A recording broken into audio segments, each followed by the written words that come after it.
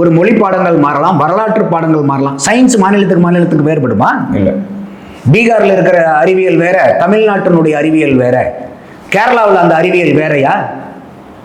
கணக்கு பாடம் தமிழ்நாட்டில் 2+2 4, அதே பீகார்ல 2+2 3 மாறிடுமா? வேதியியல், புவியியல், இந்த மாதிரி அறிவியல் சார்ந்த படிப்புகள் எல்லாம் மாநிலத்துக்கு மாநிலம் வேறுபடுமா? மொழி பாடங்கள் வேறுபடலாம், இலக்கிய பாடங்கள் வேறுபடலாம், வரலாற்று பாடங்கள் வேறுபடலாம். அறிவியல் பாடங்கள் எப்படிங்க வேறுபட்டுன்னு சொல்றீங்க? இன்னைக்கு நீட்டு வந்தது என்னமோ அரக்கனா தான் வந்துச்சு சுந்தர். ஆனா எடப்பாடியார் அவர்களுடைய ஆட்சியில உள்ளொதுக்கீடு 7.5% கொடுத்தாங்க. அதுக்கப்புறம் அரக்கனா வந்த நீட்டு தேவதையா மாறுச்சு. யாருக்கு? ஏழை மாணவர்களுக்கு. இன்னைக்கு வரைக்கும் இங்க போராடுறீங்க பூரா நீட்டை எதிர்த்து போராடுறதுக்கு பிரதான காரணம் சொல்றது என்ன? அரசாங்க பள்ளி மாணவர்கள் பாதிக்கிறாங்க, ஏழை மாணவர்கள் பாதிக்கிறாங்க. கரெக்டா? இதனால நீட்டை ஒழிக்கணும். நம்மளுடைய கேள்வி என்னன்னா, நீட்டு வர்றதுக்கு முன்னாடி 2006 வரைக்கும் மாநிலத்தினுடைய என்ட்ரன்ஸ் எக்ஸாமை வச்சு தான் எடுத்தாங்க. 2006 16 வரைக்கும் அந்த 10 வருட நிதியாண்டுகளில் என்ட்ரன்ஸ் எக்ஸாம் இல்லை, 12வது மார்க் அடிப்படையில் வச்சு தான் போனாங்க. இந்த 10 வருஷத்துல 2006 2016 வரைக்கும் இவங்க சொல்லக்கூடிய ஏழை மாணவர்கள், அரசாங்க பள்ளி மாணவர்கள் எத்தனை பேர் போய் அரசாங்க பள்ளியில் படிச்சு இங்க மருத்துவக் கல்லூரிக்கு போனாங்கிற எண்ணிக்கை தெரியுமா உங்களுக்கு? வெறும் 278 நபர்கள். அரசாங்க மருத்துவக் கல்லூரிக்கு 213 பேரும், தனியார் மருத்துவக் கல்லூரியில் 65 பேரும், மொத்தமா 278 பேர் அரசாங்க பள்ளி படிச்சவங்க, அரசாங்க பள்ளியில படிச்சவங்க மெடிக்கல் காலேஜில் போய் அட்மிஷன் ஆனாங்க. எப்போ? 2006 16 வரைக்கும், நீட்டுக்கு முன்னாடி. அப்ப நீட்டுக்கு முன்னாடி 10 வருஷத்துல 278 பேர்னா ஒரு வருஷத்துக்கு எவ்வளவு சுந்தர்? 28 மாணவர்கள் தான் அரசாங்க பள்ளியில படிச்ச மாணவர்கள். ஒரு வருஷத்துக்கு 28 மாணவர்கள் மருத்துவக் கல்லூரிக்கு போனாங்க. நான் அனிதாவுடைய மரணத்துக்கு நேரிலேயே போய் பூத உடலுக்கு மாலை அனுபவிச்சுக்கிட்டு வந்த நபர். வந்து நீட்டு வேண்டான்னு நான் கட்டுரை எழுதினேன் என்னுடைய பிளாக் ஸ்பாட், நந்தா தேர்டை பிளாக் ஸ்பாட்ல. ஏன் வேண்டான்னாக்கா, அன்னைக்கு பாத்தீங்கன்னாக்கா நம்மளுடைய பாடத்திட்டமே வேற. ஆனா நீங்க நீட்ல கேட்டது பூரா NCERT சிலபஸை வச்சு கேட்டிருந்தீங்க. அப்ப இன்னைக்கு ஒரு ஃபுட்பால் விளையாடுறவங்க கூப்பிட்டு திடீர்னு நீங்க போய் கிரிக்கெட் தான் உன்னுடைய விளையாடுறானா எப்படி விளையாடுவான்? அப்போ இன்னைக்கு அமைச்சரா இருக்காரு பாருங்க செங்கோட்டையன், அன்னைக்கு அதிமுக ஆட்சியில கல்வி அமைச்சர். அவரு சொல்றாரு பத்திரிகைகளுக்கு, 12 வருஷமா, எப்படி கடந்த 12 வருஷமா 10வது 12வது பாடத்திட்டத்தை மாத்தவே இல்லை. இப்ப நம்ம எல்லாருமே மொபைல் போன் வச்சிருக்கிறோம். எத்தனை வருஷம் யூஸ் பண்ணுவோம்? இதை 2-3 வருஷம். அடுத்தது மாத்திடுவோம். ஏன்னா மாடல் மாறுது. ஒரு பேடு வச்சிருக்கிறோம். இந்த பேடை எத்தனை நாளைக்கு ஒரு தடவை மாத்துவோம்? ஒரு 4 வருஷம். ஒரு 2 வீலர் வச்சிருப்பீங்க, எத்தனை நாளைக்கு ஒரு தடவை மாத்துறீங்க? கார் வச்சிருக்கீங்க, எத்தனை நாளைக்கு ஒரு தடவை மாத்துறீங்க? சார், இந்த மாதிரி நீங்க அடிப்படை பயன்படுத்தக்கூடிய பொருளை நீங்க அப்கிரேட் ஆக நீங்க அடுத்த கட்ட லெவலுக்கு போகணும்னு அப்கிரேட் பண்ணிக்கிறீங்க. ஒரு கல்வி, ஒரு மனிதனுடைய அடிப்படை அறிவையும் சிந்தனை ஆற்றலையும் வளர்த்தக்கூடிய கல்வியை இன்னைக்கு உலகம் எந்த அளவுக்கு வேகமா மாறிக்கிட்டு இருக்குங்கிறது எல்லாத்துக்கும் தெரியும். யாரும் சொல்லணுங்கிற அவசியம் இல்லை.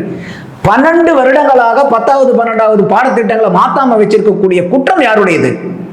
நம்மளுடைய அரசாங்கத்து. அதை உணர்ந்து அன்னைக்கு ஐயா செங்கோட்டையன் அவர்கள் அந்த பாடத்திட்டங்களை பூரா மாற்றி அமைக்கிறாங்க. அந்த மாற்றி அமைச்சோன்னு அடுத்த வருஷமே நியூஸ்ல எல்லாம் வருது, கேள்வி கேட்கப்பட்ட அந்த நீட் வினாத்தாளில் 97% கேள்விகள் நம்மளுடைய பாடத்திட்டத்திலிருந்தே வந்தது. அடுத்தது இதுவும் பத்தாதுன்னு சொல்லிக்கிட்டு ஐயா எடப்பாடியார் அவர்கள் அந்த 7.5 செல்வம், அப்போ நீதியரசர் கலையரசன் அவர்களுடைய கமிட்டி ஃபார்ம் பண்ணப்படுது. அப்போ அந்த கமிட்டி அவங்களே சொல்றாங்க 2016 34 மாணவர்கள் தான் அரசாங்க பள்ளியிலிருந்து மெடிக்கல் காலேஜுக்கு போனது. ஆனா கடந்த 10 வருஷத்துல 278 பேர். இதுக்கு என்னன்னா RTI போடுறாங்க. இது நியூ இந்தியன் எக்ஸ்பிரஸ்ல ரிப்போர்ட் ஆயிருக்கு. RTI போட்டதுல எம்ஜிஆர் மருத்துவக் கல்லூரி இது கொடுத்திருக்கக்கூடிய தகவல் 278 பேர் தான் கடந்த 10 வருடங்கள்ல போயிருக்காங்க. இந்த நீட்டுக்கு இந்த கலையரசன் அவர்கள் கமிட்டியினுடைய பரிந்துரை 10%. ஐயா எடப்பாடியார் 7.5% ஒதுக்கீடு கொடுத்தார். அதிமுக ஆட்சியில் ஒரு அருமையான திட்டம் இந்த 7.5% உள்ளொதுக்கீடு. அது பண்ணதுக்கு அப்புறம் பாத்தீங்கன்னா 2020-21 450 பேர்த்துக்கு பக்கமா, அதுக்கப்புறம் 560 650 போய் இன்னைக்கு மக்கள் சேர்றாங்க. அப்போ 10 வருஷத்துல 278 ஏழை மாணவர்கள் போய் சேர்ந்த இடத்துல இன்னைக்கு வருஷத்துக்கு 650 மாணவர்களுக்கு மேல போய் இன்னைக்கு மருத்துவக் கல்லூரியில அரசாங்க பள்ளி மாணவர்கள், ஏழை மாணவர்கள் போய் சேர்றதுக்கு வாய்ப்பு இன்னைக்கு இந்த 7.5% உள்ளொதுக்கீடு உருவாக்கியிருக்கு. அதனாலதான் சொன்னேன், நீட் அரக்கனா வந்தாலும் இன்னைக்கு ஏழை மாணவர்களுக்கு தேவையதையா மாறி இருக்கு. இன்னும் ஒரு படி மேல போய் சொல்லணும்னா, இந்த 7.5% உள்ளொதுக்கீட்டுல தனியார் கல்லூரியில மருத்துவக் கல்லூரியில இடம் கிடைச்சாலும் அந்த ஃபீஸையும் அரசாங்கமே கட்டுது. 5 நயா பைசா வேண்டியதில்லை. அடுத்தது இன்னொரு என்ன போய் பிரச்சாரம் பண்றாங்கன்னா, பணக்காரர்களுக்கு பூரா இது நீட்ல வந்து காசை கட்டி படிக்கிறாங்க, இது பணக்காரர்களுக்கு உதவக்கூடிய திட்டம்ங்கிறாங்க. தமிழ்நாட்டில் ஒரு ஏழை இருக்கார், தயாநிதி மாறன் ஒருத்தர் இருக்கார். இந்த தேர்தலுக்கு முன்னாடி அவங்களுக்குள்ளார அண்ணன் தம்பிகளுக்குள்ளார ஒரு சின்ன பிரச்சனை வந்துச்சு. எவ்வளவு பிரச்சனை வந்துச்சுன்னு தெரியுமா? 5000 கோடிக்குன்னு பத்திரிகைகளெல்லாம் செய்திகள் வந்துச்சு. நமக்கெல்லாம் அண்ணன் தம்பி கிட்ட பிரச்சனை ஒரு 5000 10,000க்கு பிரச்சனை வரும். அவருக்கு 5000 கோடிக்கு பிரச்சனை வந்துச்சு. முழு சொத்து இல்லை, ஒரு சின்ன பிரச்சனைக்கு. அவருடைய மகள் நீட்ல பாஸ் ஆகாத முடியாதனால இந்தியாவில் அவங்களால மெடிக்கல் படிக்க முடியல, அதனால எனக்கும் என் மனைவிக்கும் மன வருத்தம்னு சொல்லிட்டு தயாநிதி மாறன் பொது மேடையில பேசியிருக்காரு. அவரை விட இங்க இருக்கிறவங்களாம் கோடீஸ்வரங்களா? அப்பேற்பட்ட கோடீஸ்வரனுடைய மகள்னால வந்து இன்னைக்கு மருத்துவம் படிக்க முடிஞ்சுதா? ஏன் முடியல? நீட்டை பாஸ் பண்ணல, முடியல. இதே இன்னைக்கு நீட் இல்லாம இருந்திருக்கட்டும், தயாநிதி மாறன் அவர்களுடைய மகள் மருத்துவம் படிக்க முடியாம போயிருந்திருக்குமா? அப்போ இந்த நீட் வந்து பணக்காரர்களுக்கு உதவுதா? அப்போ இப்போ தமிழ்நாட்டை பொறுத்த வரைக்கும் அனைத்து கட்சிகளுமே வந்து கல்வியை மாநில பட்டியலுக்கு கொண்டு வரணும், மாநில பட்டியலுக்கு மாத்திட்டா எல்லாம் சரியாயிரும் அப்படின்ட்டு இன்றைக்கு இருக்கக்கூடிய அரசா இருக்கட்டும், இதற்கு முன்பு இருக்கக்கூடிய கட்சிகளா இருக்கட்டும் எல்லாமே சொல்றாங்க. அது எப்படி சாத்தியம்? இல்ல, அது மாநிலத்தினுடைய உரிமை. ஏன்னா இது வந்து பாத்தீங்கன்னாக்கா கல்வி வந்து மாநில பட்டியலில் இருந்தது வந்து கன்கரண்ட் லிஸ்ட் வந்து 76 தான் வந்து 1976 மாற்றப்படுது.